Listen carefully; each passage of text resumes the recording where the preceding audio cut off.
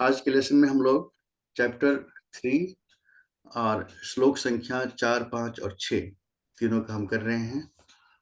तो आइए पहले हम इसकी चैंट करते हैं। न कर्मणामनारंभा न कर्मणामनारम्भा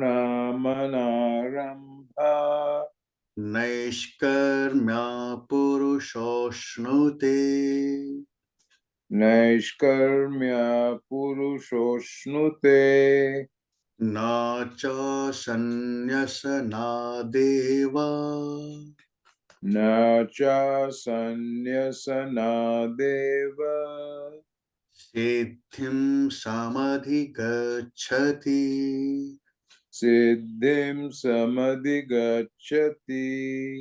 न हि कश्चित् क्षणमपि न हि कश्चित् क्षणमपि जातु तिष्ठत्य कर्मकृत् जातु तिष्ठत्य कर्मकृतः कार्यते ह्यवशः कर्म कार्यते यवशः कर्म सर्वः प्रकृतिजैर्गुणैः सर्व प्रकृति जैर्गुणः कर्मेन्द्रियाणि संयम्य कर्मेन्द्रियाणि संयम्य या आस्ते मनसा स्मरन् यास्ते मनसा स्मरन् इन्द्रियार्थान् विमूढात्मा इन्द्रियार्थानि विमूढात्मा मिथ्याचारः स उच्यते। मिथ्याचारः स उच्यते। भगवान इस चैप्टर में कर्म योग की शिक्षा दे रहे हैं, क्योंकि अर्जुन ने पूछा है कि आप हमें ज्ञान को बता रहे हैं कि सर्वश्रेष्ठ है, और फिर मुझे कहते हैं कि युद्ध करो, फिर मुझे इस भयंकर कर्म में लगा रहे हैं। तो आप मुझे कोई निश्चित एक बात बोलिए जिससे मेरा कल्याण हो, कि मैं क्या करूं।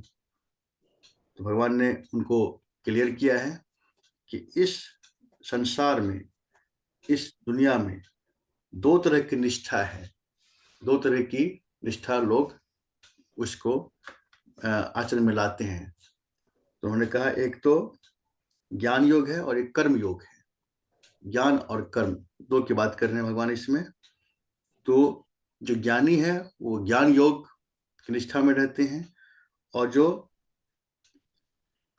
योगी हैं वो कर्म योग की निष्ठा में रहते हैं।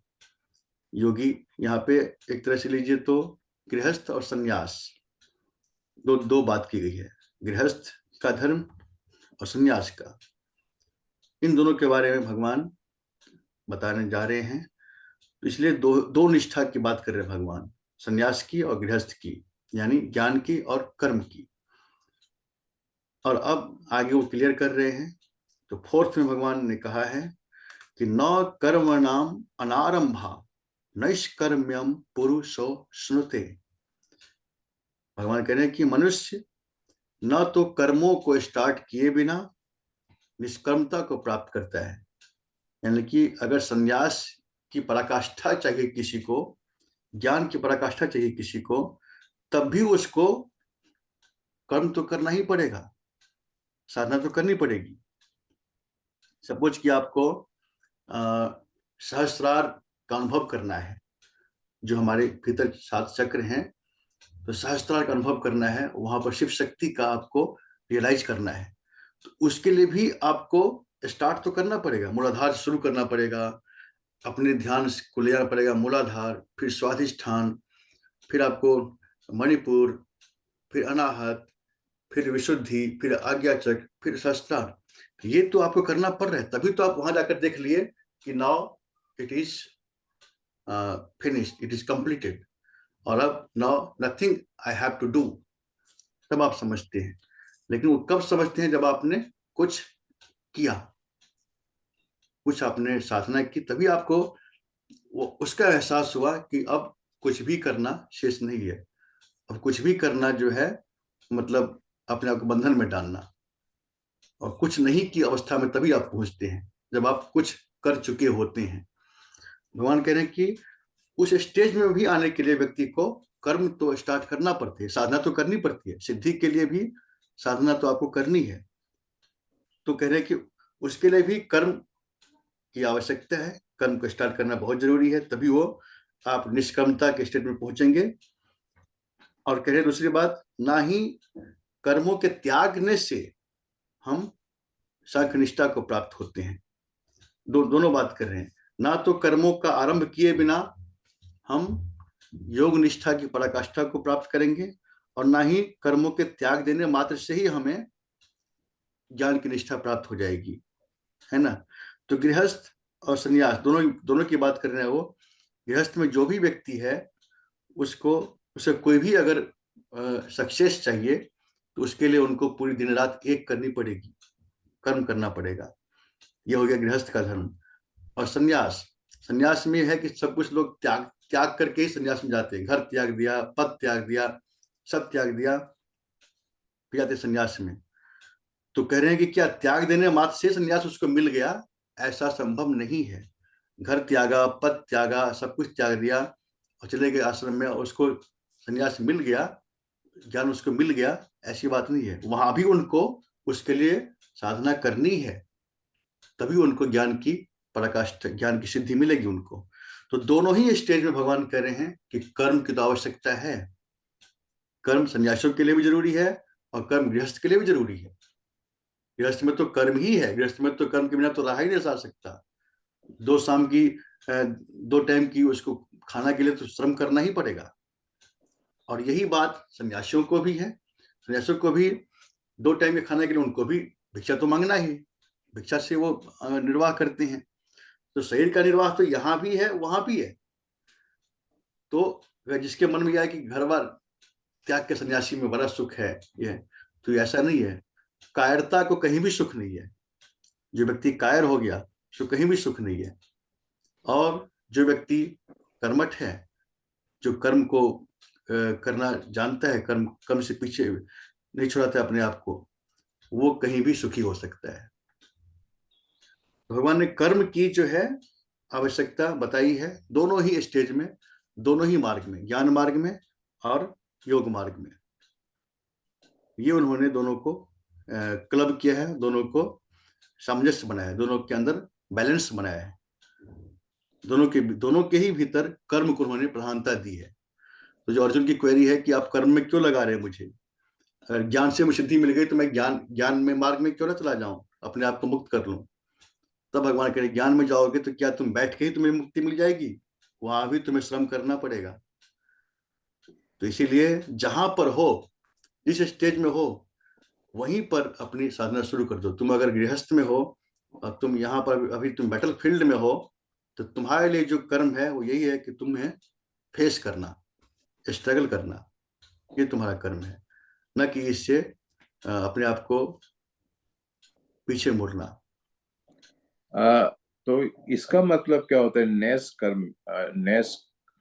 कर्मियम? नैष्कर्म्यम की निष्कर्म है कि निष्काम भाव, लस्ट लेस, डिजायर लेस जो पोजीशन है। मतलब पहले तो हो गया कि आपको डिजायर है, कहते हैं ना कि भगवान भक्ति भी जो भगवान कोई करते हैं, भक्ति मार्ग में भी आते हैं, तो भगवान की इच्छा से भगवान को प्रसन्न करने के लिए, हम भगवान को प्रसन्न कर रहे हैं, भगवान को खुश कर रहे हैं, इसलिए हम उनको ये चढ़ा रहे हैं, हमको वो चढ़ा रहे हैं, है ना। एक भावना होती है। लेकिन कहने की सकाम भक्ति निष्काम भक्ति, कोई भक्ति कर रहा है तो उसके पीछे उसका कोई ना कोई उद्देश्य है कि मुझे मन की शांति मिल जाए, या हमारे शरीर का स्वास्थ्य मिल जाए, या घर में खुशहाली आ जाए, कुछ भी ऐसा होता है जिसके लिए वो करते हैं। लेकिन एक होता है कि निष्काम भक्ति, भक्ति कर रहे हैं, हमें कुछ चाहिए नहीं, बस हमारा हृदय इससे प्रसन्न होता है, इसलिए हम भक्ति कर रहे हैं। तो वो निष्कामता मतलब कि हमें कोई भी चाह नहीं है, अब कोई चाहने को कोई इच्छा नहीं है, कोई वासना नहीं है, तो हम कर रहे हैं, तो हो गया निष्कर्म। निष्कर्म मतलब कि हमें अब कर्म की कोई इच्छा नहीं है, किसी भी चीज की हमें इच्छा रही तो कर्म कर्म कर रहे हैं, कर्म तो कर रहे हैं बट ऐसे ही अपनी प्रसन्नता के लिए, हैप्पीनेस के लिए कर रहे हैं, कोई हमें उसका फल चाहिए नहीं। वहां फल आ गया, वहां भी फल आ गया। निष्कर्म मतलब कर्म जो बिना फल की इच्छा से रहित जो कर्म हो रहे, फल की इच्छा को त्याग कर जो कर्म किया जा रहा है, वही हो गया निष्कर्मता। और सकाम हो गया कि फल की इच्छा से लेकर के हम कर्म कर रहे हैं, तो हो गया सकाम कर्म। निष्काम कर्म कि फल की इच्छा नहीं है, हम वैसे ही कर रहे हैं, क्योंकि कर्म के बिना तो हम रह नहीं सकते, तो हम कर्म कर रहे हैं और हमें प्रसन्नता हो रही है इससे, हम खुश हैं, प्रसन्न हैं, इसीलिए कर रहे हैं। ठीक है। चाहे यही बात हर चीज में लागू होती है, चाहे वो ज्ञान मार्ग हो, चाहे वो भक्ति मार्ग हो, चाहे वो कर्म मार्ग हो। तो जहां पर आपका वो भीतर का कोई लस्ट है, कोई डिजायर है, तब समझिए कि आप सकाम कर रहे हैं, भक्ति भी सकाम हो गई, ज्ञान भी सकाम हो गया, है ना। जहां पर वो लस्ट वो हट गया, हम वैसे ही कर रहे हैं, तो वहां पर निष्कर्मता आ गई, निष्कर्म हो गया। तो भगवान ने दोनों ही पोजीशन में कर्म को मेन माना, कि कर्म की इसेंशियल हर जगह पर है, दोनों जगह पर है। अब इसको और एलाबोरेट कर रहे हैं भगवान, और एक्सप्लेन कर रहे हैं 5 में।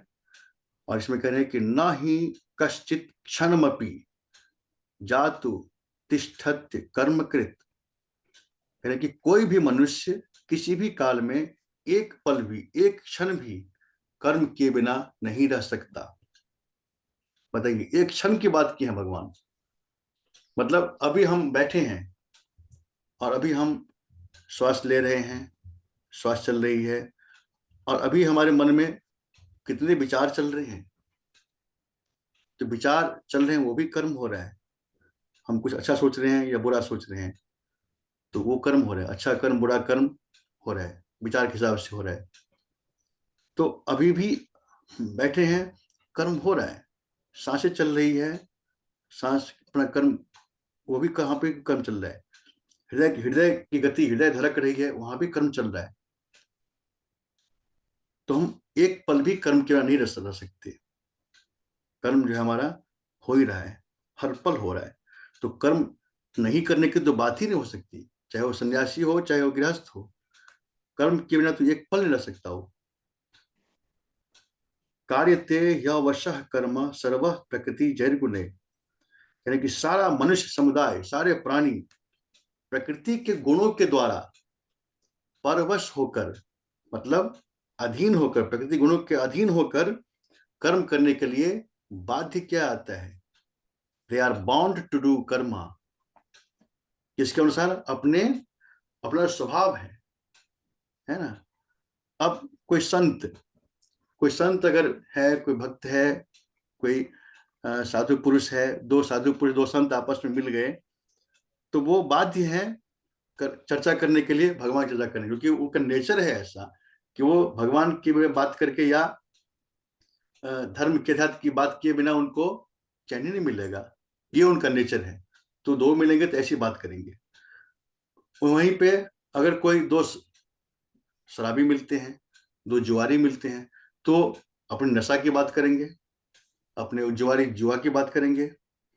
तो जो जिस लाइन के हैं, जिस नेचर के हैं, वो उसी नेचर के द्वारा कर्म करने के लिए बाध्य किए जाते हैं। कौन बाध्य करते हैं? उसका अपना नेचर, उसका अपना स्वभाव, है ना। कहते ना कि तुम बाज नहीं आओगे आदत से, लोग बोलते हैं ये अपनी आदत से बाज नहीं आने वाला है।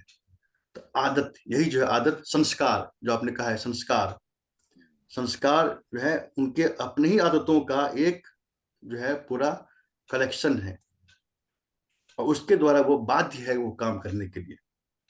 कोई चुगलखोर है, वो चुगली करने के लिए बाध्य है, क्योंकि उसके संस्कार में घुसा हुआ है चुगली करना, वो रह नहीं सकता बिना उसको किए हुए। तो इसी तरह से सारे मनुष्य समुदाय अपने गुणों के द्वारा वैसा कर्म करने के लिए बाध्य है, कुछ करना ही पड़ेगा, है ना। तो ये हमारे कह रहे हैं कि कर्म की, अब कोई वॉरियर है तो युद्ध करने के लिए वो बाध्य है, उसको युद्ध करने में आनंद आ रहा है। और कोई महात्मा है तो उनको ज्ञान में, साधना में आनंद आ रहा है, उनको शांति में आनंद है। तो जैसे जिसका जैसा नेचर, उसको उसी काम में आनंद आ रहा है, तो वो वही काम करने के लिए बाउंड है, बाध्य है। वो अपना वही काम, उसको अच्छा लगेगा इसलिए वही काम वो करेगा। और तीसरे में कह रहे हैं भगवान कि जो कर्म, जितने भी कर्मेंद्रियां हैं, जो भी इंद्रियां हैं, उनको तो कंट्रोल कर लिया है। जैसे कि हमें देखना नहीं है, बुरी चीजें नहीं देखनी है, आंखों में पट्टी लगा ली हमने, हमें कहीं पे हम जा रहे हैं, पट्टी लगा लिया हमने, चश्मा पहन लिया, नहीं देखना है। या हमें कोई बात नहीं सुननी है तो हमने कान पे हाथ रख लिया, हमें कुछ ऐसे कहीं पे बात हम नहीं सुनना है ना। इस तरह से अपने इंद्रियों को उसने बाहरी तौर पे कंट्रोल किया। तो कह रहे हैं कि बाहर से कंट्रोल किया कि मन से उसका हम ध्यान कर रहे हैं, मन से उसी के बारे में सोच रहे हैं, है ना। तो वो कह रहे हैं कि ऐसा जो व्यक्ति है कि बाहर से तो ये शो कर रहा है कि मैं तो योगी हूं, अपने आउटलुक बना करके लंबी दाढ़ी बढ़ा लिया, वस्त्र पहन लिए, बदल लिए, कुछ कुछ कर लिया कि मैं योगी हूं, मैं ज्ञानी हूं, मैं संत हो गया, महात्मा हो गया। लेकिन भीतर से उन्हीं विषयों का वो चिंतन उनके मन में हो रहा है।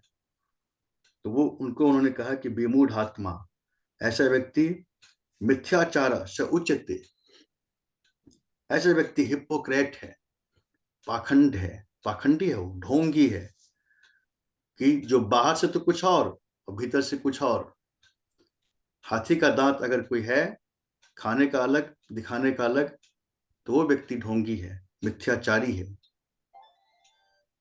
और मिथ्याचारी अगर है तो उसको वही चीजें, उसको रिवार्ड या पनिशमेंट मिलता है टाइम पर, क्योंकि टाइम पर सत्य तो उदय होगा। सत्य को उसने दबा रखा है। मिथ्याचारी का मतलब जो सत्य है उसको उसने दबा रखा है। सत्य उसके भीतर है लेकिन बाहर वो कुछ और दिखा रहा है, सत्य को दबा रखा है। और सत्य तो सूरज की तरह होता है, उसे कोई दबा नहीं सकता, वो टाइम पर अपने आप निकलेगा सत्य। तो सत्य निकलेगा तो बस सब जानेंगे कि सत्य तो ये था, बाहर तो कुछ और था। और फिर दुनिया के सामने में वो सब कुछ उजागर होता है कि सत्य क्या है, असत्य क्या है। तो असत्य को तो हारना ही पड़ेगा, भले कितना भी चोला ओढ़ के बैठ जाए। तो ये मिथ्याचारियों की भगवान ने बताया है कि ये मिथ्याचारी है, ये ढोंगी है, ये पाखंडी है। मन में चल रहा है चिंतन, वासना, विषय वासना, और बाहर में बातें हो रही है भगवान की, ज्ञान की, ध्यान की। तो ये वो शिक्षा, ये टीचिंग कर रहे हैं, कर्म योग के बारे में बताते हुए चल रहे हैं। और इस तरह से तो आपने इस दिनों में कुछ होमवर्क किया है क्या, कुछ आपने नहीं, अंडरलाइन? आज ज्यादा किया नहीं, इसीलिए मैं आपको ने कल तो फ्राइडे है, कल मैं वहां जाऊंगा।